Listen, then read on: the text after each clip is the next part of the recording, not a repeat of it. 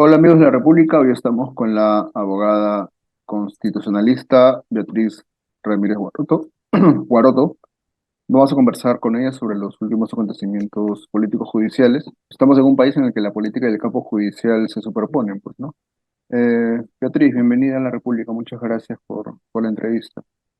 Gracias, Enrique. Buen Hay va- día. Oh, buen día, sí. Hay varios temas que son de interés, empecemos por lo de la Junta Nacional de Justicia, la fiscal Benavides y el operativo Valquiria 5. La Junta Nacional de Justicia convocó una sesión para el miércoles 6 para analizar la posible suspensión preventiva de Benavides. Hay dos supuestos que se tienen que cumplir, ¿no? Que hay indicios razonables de la comisión de faltas graves o muy graves y que la permanencia en el cargo de la persona investigada, en este caso Benavides, pueda perjudicar el buen desarrollo del proceso de investigación.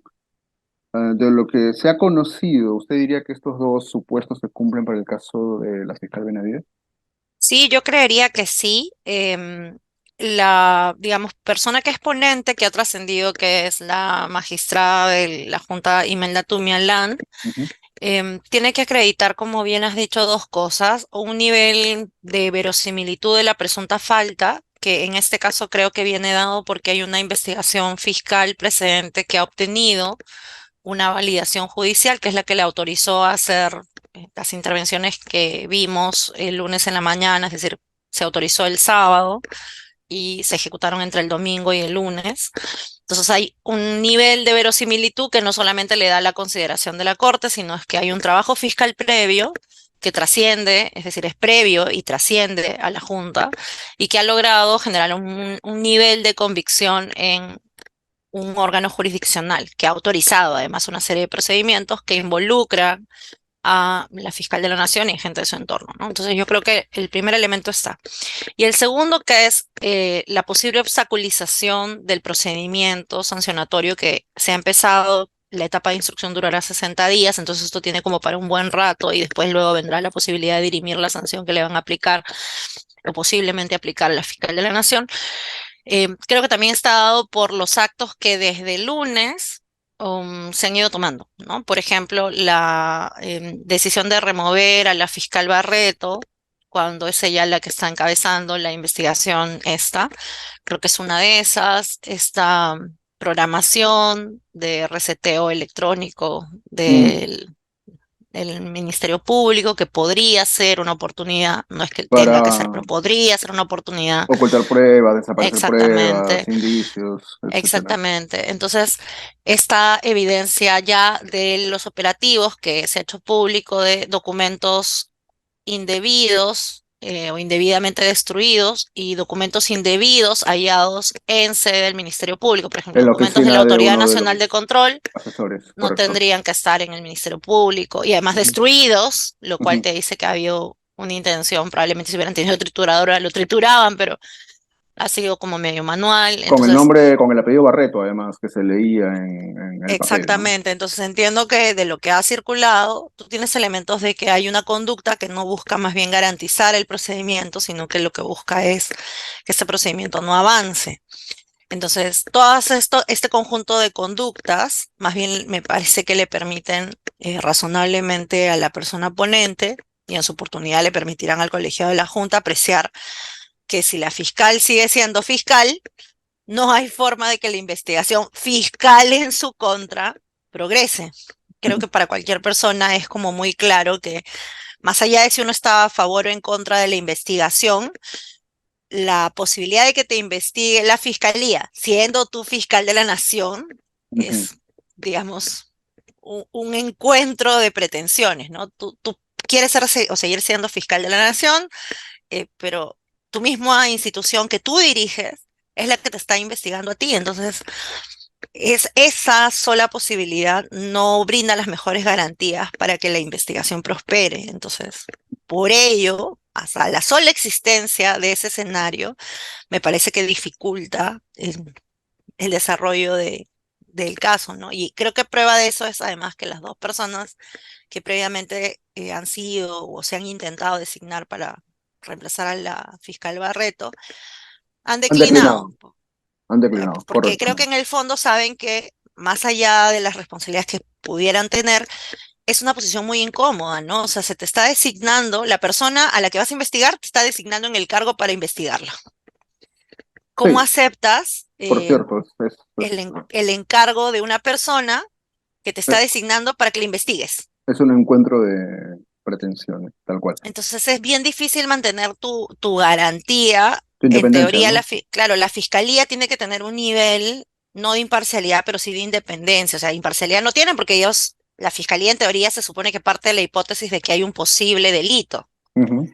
Pero ¿cómo partes de eso si le tienes que aceptar el nombramiento a la persona a la que vas a investigar? Entonces, claro, la sola existencia de ese estado de Contradicción. cosas es una contradicción en sí misma, ¿no? Entonces, por eso es que creo que si la Junta de Fiscales Supremos no la remueve, tiene todo el sentido del mundo que haya una suspensión provisional. Si, por el contrario, la Junta de Fiscales Supremos la removiera, pero creo que no va a pasar porque no convocan a la Junta de Fiscales. Hay dos fiscales que han dicho que apoyan la remoción. Hay una fiscal que está pidiendo Que la integrarse a la restituyan, Junta. la de la Junta, la del Jurado Nacional de Exactamente Elecciones. la La que está fiscal asignada. Espinosa, Exacto. pero eso supone que se convoque a la sesión y que se Ujú. vote la remoción de la fiscal de la Nación. Y Claro. así eso no se va a hacer. Entonces, claramente ella como fiscal de la Nación no ofrece las mejores garantías. Tendríamos que preguntarnos ahí si solamente siendo fiscal suprema, si eventualmente la sacaran de ser fiscal de la Nación, eso sería ya un mejor escenario. Yo creo que sería un mejor escenario, pero igual siendo fiscal suprema tiene demasiada ascendencia sobre los Entiendo. inferiores, ¿no? Entonces creo que igual amerita en cualquier escenario, inclusive si la Junta de Fiscales Supremos se llegara hipotéticamente a reunir, hipotéticamente la llegaran a remover, aún así, aunque ella solo siga siendo fiscal suprema, creo que amerita la suspensión provisional porque una fiscal suprema en una institución altamente jerárquica como el Ministerio Público tiene una No capacidad de mantiene capacidad de influencia, maniobra, obviamente. tal cual.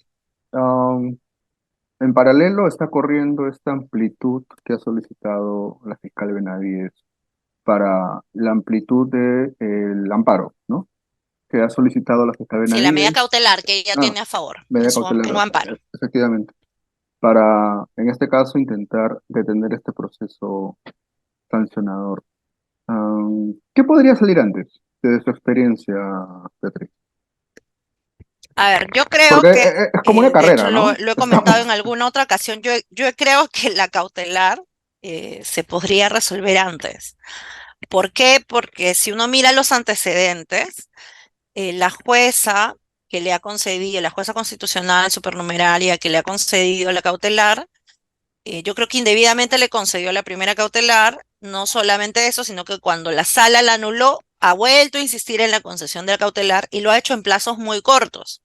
Cuando uno litiga, o sea, si la persona que litigara fueras tú, Enrique, o fuera yo, los plazos tan rápidos que ha obtenido la fiscal de la Nación no serían los que en la práctica se aplicarían. La norma dice que tienen que ser plazos céleres, pero no cualquier ciudadano o ciudadano obtiene una resolución en los plazos que la norma dice. Es decir, Ujú, no es que la jueza haya fallado en contra de la ley.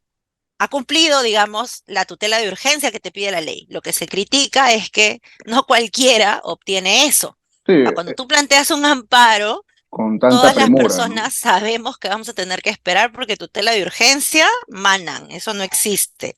O sea, demora mucho el que te respondan, que te admitan primero y que te den una cautelar después, pero acá ha habido mucha celeridad. Entonces, a mí eso me hace suponer que existe una posibilidad, obviamente siempre es una posibilidad, la jueza puede decir obviamente otra cosa, pero existe la posibilidad de que se resuelva rápido y se resuelva a favor. Yo creo que no se debería resolver ni a favor de la pretensión de ampliación, porque son hechos completamente distintos para que quienes nos siguen lo recuerden, Enrique. Los hechos anteriores son una investigación preliminar por un proceso ordinario, hechos que trascendieron por prensa. Entonces ahí tenía sentido que tú hagas una investigación preliminar para ver si valía la pena ir a proceso disciplinario, ¿no? Ya, pero La acá investigación tú no preliminar tienes que hechos de estaba haciendo la doctora Inés Kelly exacta y para... que ha quedado suspendida. Ya, yo creo que también indebidamente, pero bueno, ya está, es lo que hay. Pero ahora tú tienes una investigación fiscal avalada por una decisión judicial. Entonces, no es exactamente lo mismo. Por eso estamos ya no en investigación preliminar, sino directamente en proceso disciplinario. Yo Ujú. creo que son supuestos completamente distintos. O sea, no es que tú planteas un amparo y eso te vale para cualquier cosa que te planteen dentro de la Junta, ¿no? Entiendo. Entonces creo que de fondo debería declararle que no al lugar el pedido y obviamente creo que debería hacerlo, digamos, pronto, pero no al lugar. Yo creo que es posible que le dé a favor, es una posibilidad, y es posible que lo haga antes de la audiencia, ¿no? A eso iba. ¿Qué ocurre si le dan la razón en esta ampliación a la fiscal Benavides antes del 6? ¿Se detendría lo del 6? Esa es mi Sí, claro, estaríamos pregunta. en el mismo escenario previo que con las investigaciones preliminares, es decir, todo, o sea, a alguna gente no le gusta acatar los mandatos judiciales, ¿no? Por ejemplo, a propósito de las declaraciones del presidente, la vicepresidenta del TC, por las resoluciones de seguimiento del caso Fujimori. Algunos solamente creen que eso vale para sentencias de sede interna y no de sede internacional, pero en general, Ujú.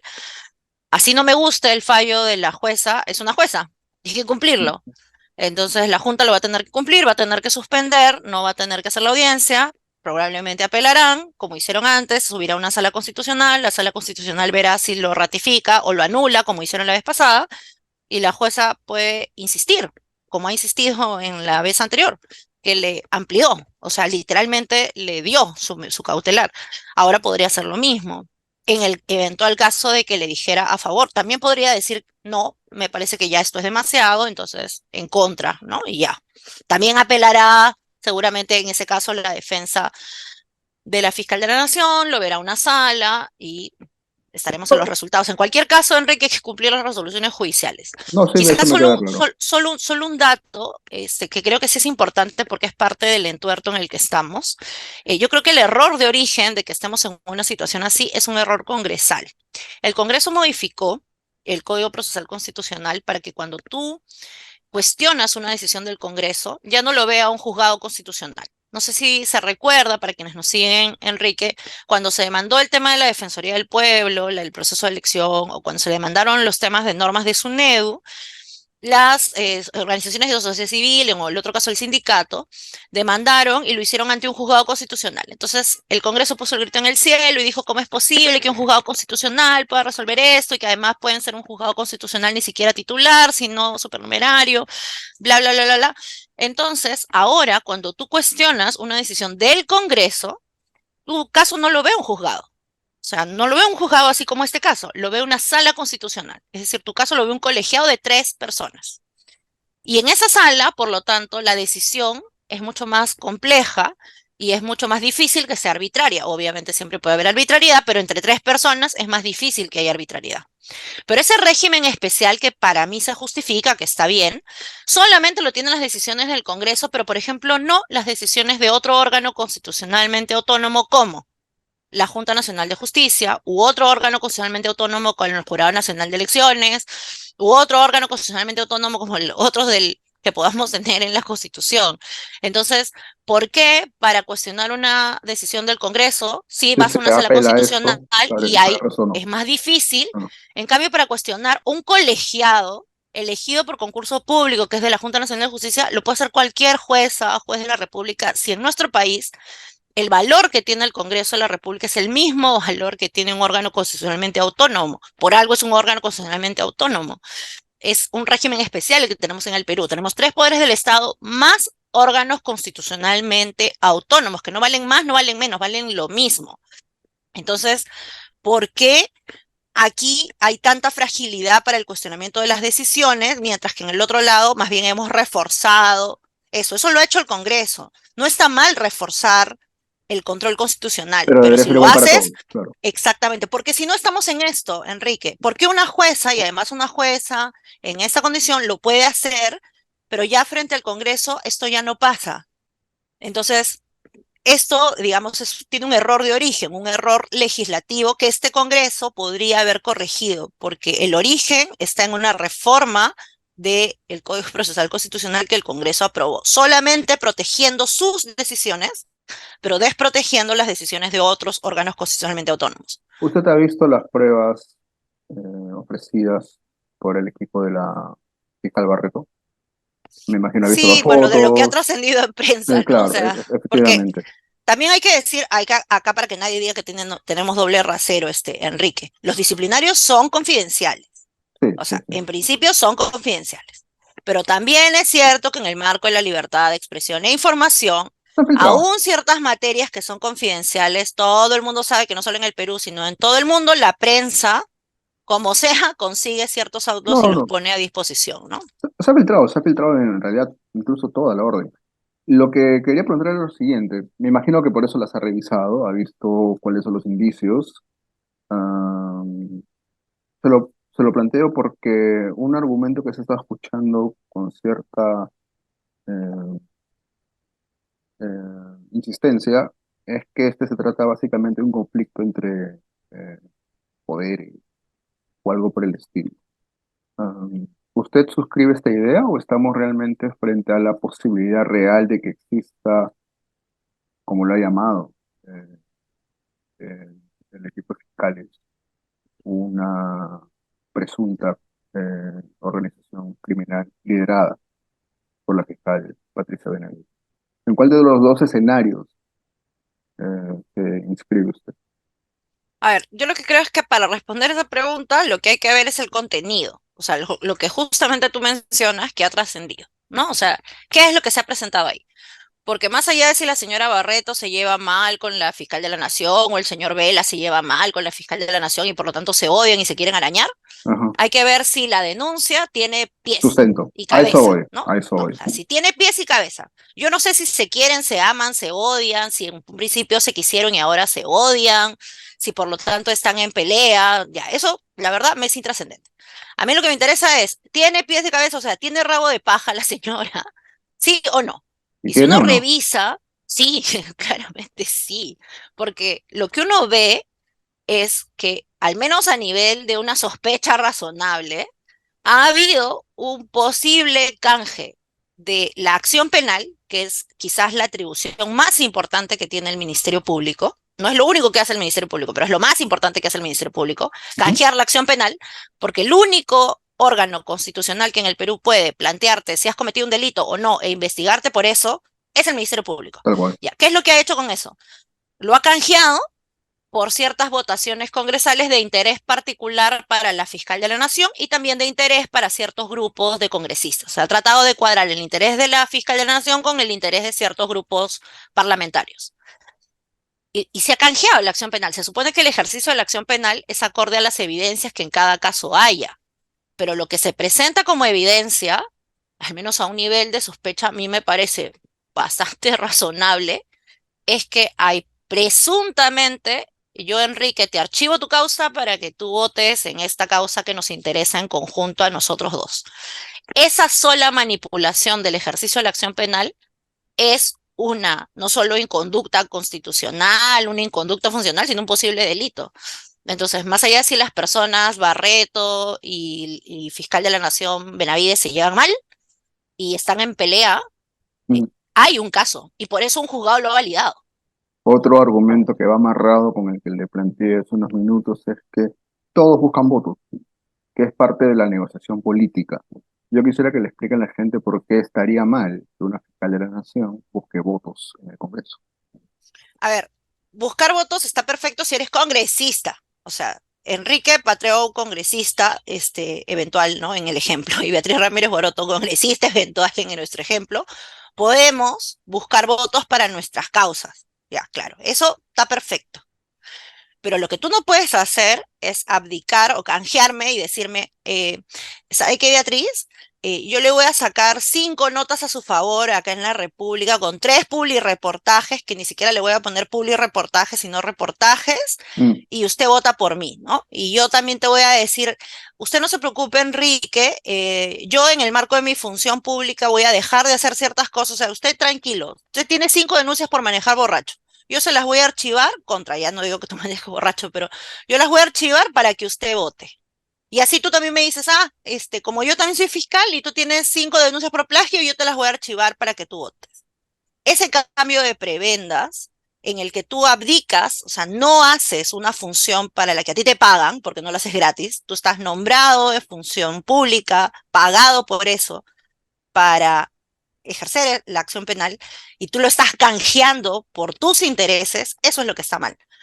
Las congresistas, por supuesto, que pueden canjear votos en la medida de que pueden pedir su incidencia. Le puedes decir, tú vota por mí, mañana yo voto por ti. Eso en el Congreso se hace todo el tiempo, entre congresistas. Pero acá estamos hablando de una persona a la que le pagamos, porque ha sido nombrada para eso, para ejercer la acción penal contra funcionarios públicos, altos funcionarios públicos, y lo que ha hecho es no hacerlo bajo los criterios objetivos que manda no solo la ley y la constitución, sino hasta el sentido común, sino que lo ha hecho manipulando y canjeando intereses, ¿no? Eso está mal. Y creo que cualquier persona razonable se da cuenta que no es lo mismo. Entiendo.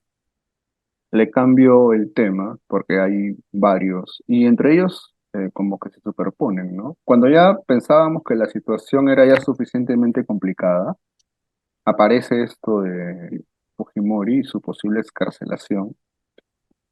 Y ya no sé cuántos intentos van. Ya perdí la cuenta, honestamente. Am, bueno, primero, am, cuando empezó a salir la noticia, muchos decían esto es una cortina de humo. ¿Crees que es una cortina de humo? Ah, sí, sí creo que es una cortina de humo, pero eso no ¿Crees? lo hace menos real. O sea, Ujú. yo creo que hay dos planos en los que uno puede hacer una valoración.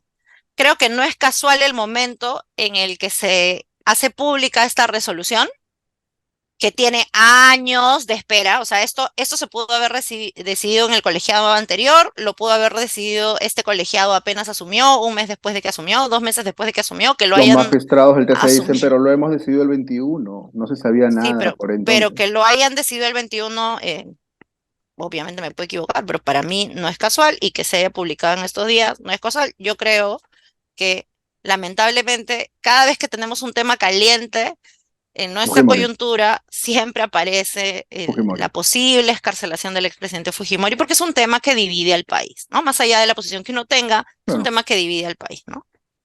ok, una cortina de humo. Ahora, la Pero cortina... eso, pero solamente para cerrar mi idea, pero eso no lo hace menos real. Es decir, que, que sea una cortina de humo no significa que no esté en cuestión Ujú, si sale o no. de Y acuerdo. que eso sea un tema que sea de relevancia a discutir. Es decir, No, por supuesto que que sí. ahorita el foco más importante sea lo del Ministerio Público, no significa que lo otro no sea un tema de debate que valga la pena abordar, ¿no? Porque más o menos la defensa de la fiscal Barreto, que es el colega Luciano López, ha dicho como que solo piensen o miren la causa de la fiscal Barreto. Ya, tampoco, ¿no? O sea, lo otro es un tema de importancia nacional, nos divide, las elecciones nos divide cada Navidad. Entonces, que Ujú, sea una cortina de humo no lo hace menos real y ujú. menos jurídicamente relevante. ¿Qué piensa cuando ve a magistrados del TC decir públicamente que el Estado peruano no debe hacerle caso a la Comisión Interamericana de Derechos?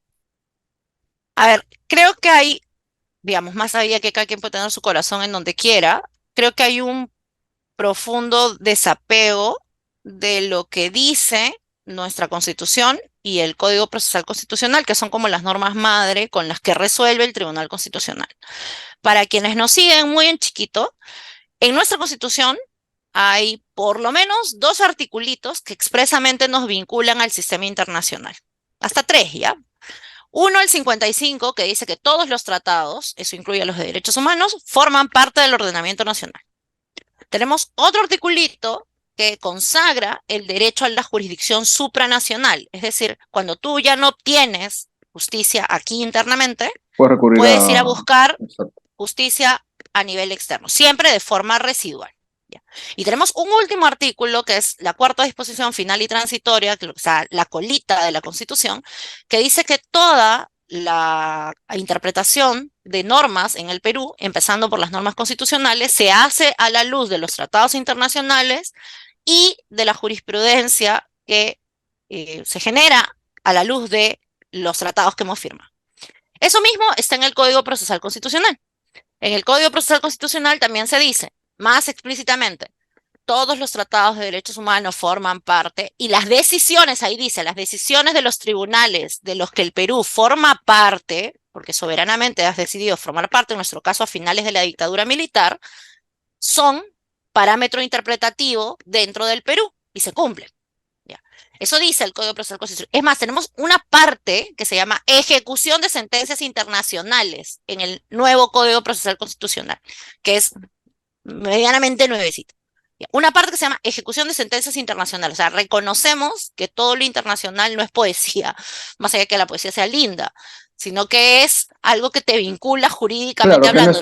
que no es simple retórica, sino que estamos obligados En lenguaje a abogadil eso se llama es normativamente vinculante. vinculante. Bien, entonces me preocupa, por decirlo menos, que más allá de la posición que puedan tener, la presidenta, la vicepresidenta, el El presidente del Tribunal presidente. Constitucional y algún otro magistrado eh, tengan ese desapego por lo internacional. Ellos podrían tener otro razonamiento, o sea, podrían decir, siendo vinculante, nos parece que no es el mejor criterio, que es algo así lo que es esbozado en otro argumento la vicepresidenta, ¿no? Por ejemplo, ella estaba sosteniendo que el principio de interpretación pro persona lleva más bien a sostener que el pro persona es pro libertad del señor Fujimori. Ese argumento yo no lo comparto, pero me parece, por lo menos jurídicamente, Más más debatible. digno, más digno de una magistrada del Tribunal Constitucional. Yo puedo estar en contra, pero ese argumento es un argumento constitucional, no decir solamente un porcentaje cumple las resoluciones, porque entonces mejor les digamos, no, como nadie lo cumple, pues entonces, ya, para qué vamos a seguir cualquier tipo de ejecución judicial, ya sea en sede interna o externa? Ujú. Podemos debatir cuál es el mejor criterio pro homine, por supuesto. Ese tipo de argumentos creo que está bien, pero además lo que creo adicionalmente, Enrique, para cerrar la idea, es que es un problema que los magistrados, a la hora de declarar sobre casos que han resuelto, no sean fieles al texto de lo que han resuelto en mayoría. Ese es ¿A el qué me punto que me refiero? parece importante, porque si ellos estaban de acuerdo con la liberación de Fujimori, bueno, como lo están, debieron haberlo dicho explícitamente en sus sentencias, ¿correcto? Exactamente, debieron haber dicho en la aclaración Señor procedente Fujimori, la aclaración es usted libre. y proceda hacia la liberación del Tal cual. expresidente. ¿Por qué, Entonces, por qué buscar hacerte cargo, exactamente, por qué buscar hacerte este cargo de lo que lenguaje dices. enrevesado que nadie entiende, que en realidad Pero se ni presta siquiera el mucho a lenguaje enrevesado, interpretación? Enrique. Si uno mira la parte resolutiva, dice, no al lugar la aclaración, devuélvase al juzgado de ejecución. Punto. O sea, al juez de ICA le están devolviendo un expediente en la parte resolutiva que dice nada. Exacto. Pero en medios de comunicación salen a presentar una posición Y a por presionarlo, acá ¿no? o por allá, pero eso no dice la resolución. Entonces, lo más coherente es que si tú quieres eso, eso lo pones. Pero claro, como es cuestionable que un mecanismo procesal de aclaración de sentencia sirva para eso, entonces no lo han hecho. Pero entonces, si sabes que la aclaración de sentencia no sirve para eso, te muerdes la lengua, porque lo que no puedes hacer es decir que tu resolución dice lo que no dice. Lo que no te has atrevido a decir cuando tuviste la oportunidad, por cierto, ¿no? Creo que eso no nos hace bien, sea la posición que sea, ¿no? Porque creo que Mm. acá es bien interesante, o sea, es bien importante para que no se acuse doble rasero, lo que en derecho se llama argumentación jurídica consistente e universal. El argumento tiene que valer para todos, o sea que tú quieras a favor de la libertad o en contra de la libertad, tú tendrías que haberlo puesto en tu fallo resolutorio. Pero si no lo has puesto, entonces no puedes pretender que la resolución dice lo que no dice. La comisión acaba de expresar su preocupación ante esta decisión del Tribunal Constitucional que, cito textualmente, dice la comisión, pudiera derivar en liberación de Alberto Fujimori, ¿no? En la resolución del 7 de abril de 2022, la Corte IDH estableció las razones por las que el Estado debe abstenerse de otorgar un indulto por razones humanitarias, entre comillas, en cumplimiento de los estándares interamericanos establecidos en las resoluciones de supervisión de los casos Barrios Altos y la Cantú. El indulto de Pedro Pablo Kuczynski se revirtió precisamente por esto. ¿Podríamos Claro, enfrentarnos a una situación similar esta vez? claro, lo que sucede es que si el juzgado de ICA, por ejemplo, señala, yo prefiero para curarme en salud y porque me pueden investigar la Autoridad Nacional de Control del Poder Judicial, me podría investigar si yo no cumplo un fallo del TC, mejor voy a seguir lo que dice la sentencia del TC de febrero del 2022. Ya. Entonces, ordeno inmediata liberación. Ya, imaginemos que ese es el escenario que dictamina el juzgado de ICA. Obviamente, ¿qué van a hacer los familiares de las víctimas? Van a ir en supervisión de la sentencia Lacantuti y Barrios Altos a la Corte Interamericana y van a pedir, igualito que en el 2022, primero en medidas provisionales que el Estado se abstenga de ejecutar y luego en una resolución seguramente ratificarán que nos tenemos que abstener de hacerlo. Ahora, ¿de quién depende cumplir eso o no? Del Ejecutivo, porque lo que hemos visto es que el Ejecutivo hasta ahora había decidido cumplir lo que le ha dicho la Corte Interamericana. Es decir, la Corte le dijo, no ejecutes el mandato y el Ejecutivo no ejecutó. ¿Este Ejecutivo haría lo mismo? Yo no sé. Esa es una buena pregunta. Bueno, ah, en teoría, eh, Otárola ha dicho que este gobierno respeta a la Comisión y a la Corte Interamericana de Derechos Humanos en el contexto de las investigaciones que se están haciendo por el tema de la muerte, etcétera, ¿no? Pero por Entonces, eso, yo no sé. no, yo tampoco, yo tampoco. Por eso Como le pregunto, nada se sabe. no, no, no se sabe, pero por eso le preguntaba si nos podríamos enfrentar a una situación parecida a la del Sí, 2017, me claro, parece, tal que cual. Y Fujimori la salió y diferencia tuvo que estará, volver.